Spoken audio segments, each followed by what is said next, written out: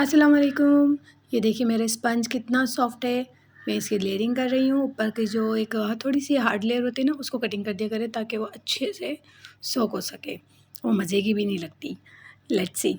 ये मेरा vanilla cake है और मैं जो हूँ वनीला केक के अंदर सिर्फ़ चॉकलेट चिप्स नहीं डालती, मैं चॉकलेट चिप्स भी डालती हूँ और थोड़ा-सा कैरेमल सॉस भी डालती हूँ, उससे फ्लेवर और एनहांस हो जाता है।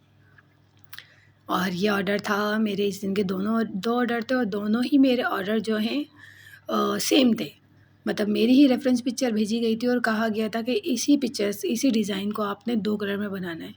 एक पिंक में और एक ब्लू में। सो मुझे बड़ा मज़ा आया कि चलें से डिफ़रेंट कलर होगा, डिज़ाइन वही है पर चलें डिफ़रेंट कलर है।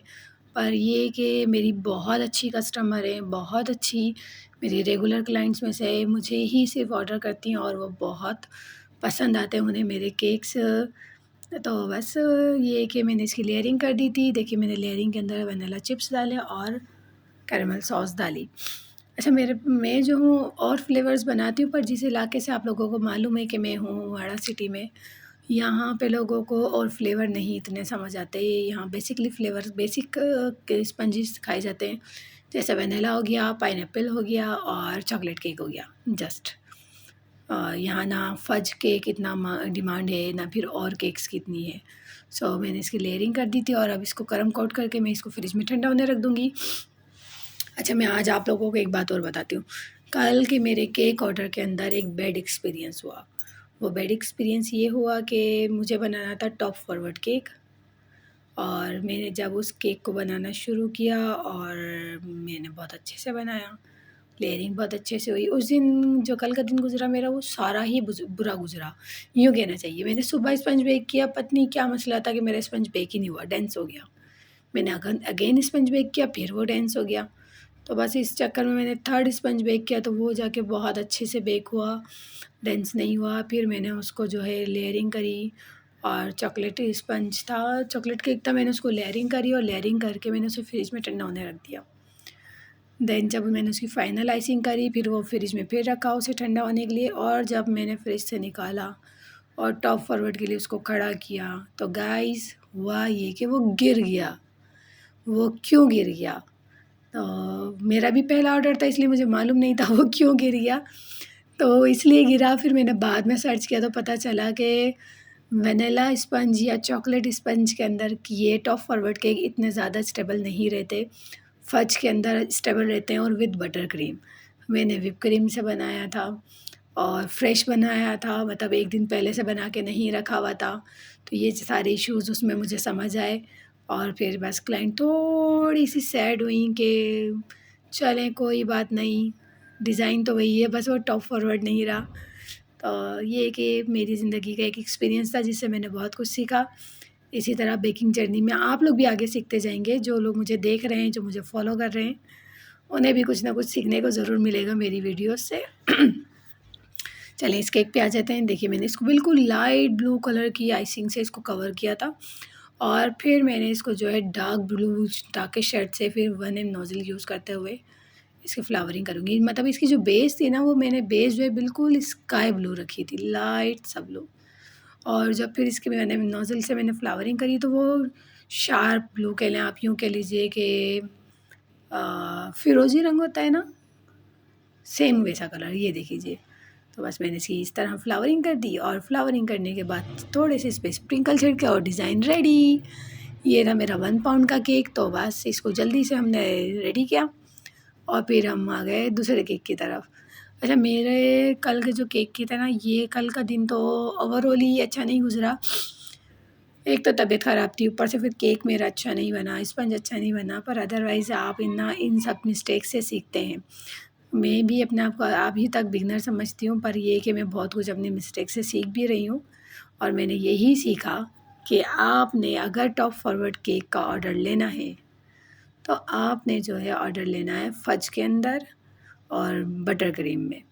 अगर आपने व्हिप क्रीम में भी लेना है तो एटलीस्ट 2 दिन पहले आपको ऑर्डर मिले और आप 1 दिन पहले बना के उसको फ्रिज में ठंडा होने रख दें, ताकि जब आप इसको स्टैंड करें टॉप फॉरवर्ड के लिए तो वो अच्छे से स्टैंड हो जाए। तो ये कुछ टिप्स हैं जो वक्त के साथ साथ आप लोग को सीखने को मिलेंगी, जैसे मुझे सीखने को मिली कल की गलती करने के बाद। और होम बेकर्स का ही है, होम बेकर्स का ये है कि वो जब तक गलती नहीं करे तो वो सीखता नहीं है। बिल्कुल ऐसे ही। पर ये कि मेरी एक टीचर हैं, उन्होंने कहा था आप लोग करेंगे तो आप लोगों को करना आएगा। तो मैंने करा और इंशाल्लाह अगला जब ऑर्डर होगा तो वो बहुत अच्छा होगा। ये मेरा सेकंड ऑर्डर है जिसको मेरे को पिंक कलर देना था। फिर मैंने इसकी कटिंग करी, स्पंज बेक हो चुका था, वही वेनिला फ्लेवर था, बस पिंक कलर में इसकी सॉकिंग करी है। मैं चेक कर रही थी कहीं मैंने ज़्यादा सॉकिंग तो नहीं कर दी है, क्योंकि कभी-कभी होता है कि आपसे गलती हो सकती है, जैसे मेरे से कल हो गई। तो बस मैंने इसकी अच्छे से सॉकिंग करी और फिर मैंने कम लग रही थी मुझे क्रीम की लेयरिंग बहुत कम है, तो अगेन मैंने इस पे क्रीम डाली। तो ये था मेरा पाइनएप्पल फ्लेवर। मैंने आपको कहा ना मेरा एक फ्लेवर था वेनिला फ्लेवर और एक था पाइनएप्पल फ्लेवर। वो भी इस वजह से कि हस्बैंड को पसंद था उनके पाइनएप्पल फ्लेवर और वाइफ़ को पसंद था वेनिला फ्लेवर।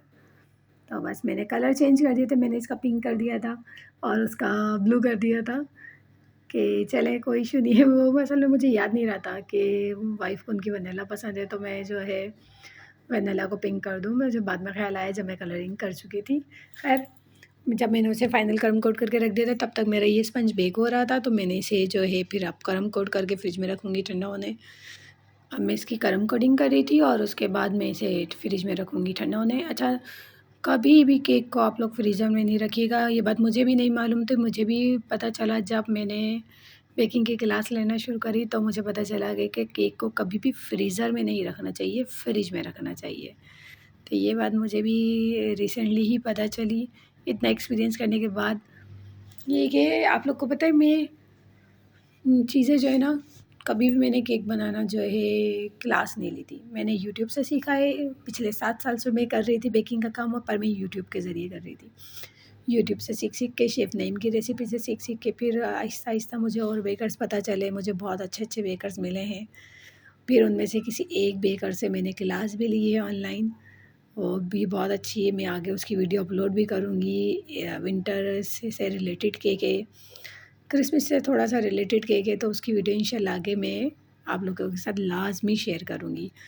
तो बस इसकी मैं ये फाइनल आइसिंग कर रही थी। फाइनल आइसिंग के लिए मैंने इसकी शार्प एजेस बना दी। वो देखिए पीछे एक और मेरा ऑर्डर था, तो वो जो मेरी साथ में असिस्टेंट है वो काम कर रही थी ना, हेल्पर, वो मेरे साथ काम मतलब थोड़ा-थोड़ा सा उन्हें मैं बताती रहती हूँ, तो कुछ ना कुछ वो काम कर लेते हैं। बस ये कि जहाँ पे मैं हूँ तो मैं यहाँ पे सोचती हूँ कि कुछ जो लेडीज़ हैं वो थोड़ा-सा काम करना सीख लें, ताकि उन्हें भी पता हो, या क्योंकि हम कुछ टाइम के लिए हैं, फिर हमने कराची शिफ्ट हो जाना है। तो फिर ये है कि वो अपना काम सीख लेंगी तो कम से कम यहाँ लोगों को जो है फैसिलिटेट कर सकेंगी। और बस इस तरह वो मुझे देख भी रही थी और सीख भी रही थी। यहाँ की जो लेडीज़ हैं, यहाँ की जो ख़वातीन हैं, ये मैंने इसकी मैंने से जल्दी-जल्दी नोज़ल कर दी थी, क्योंकि मैं जो हूँ रिकॉर्ड करना भूल गई थी।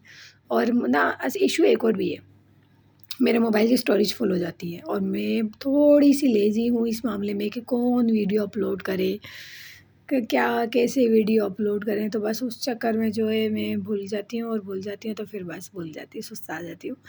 ये इसकी फ़ाइनल लुक थी।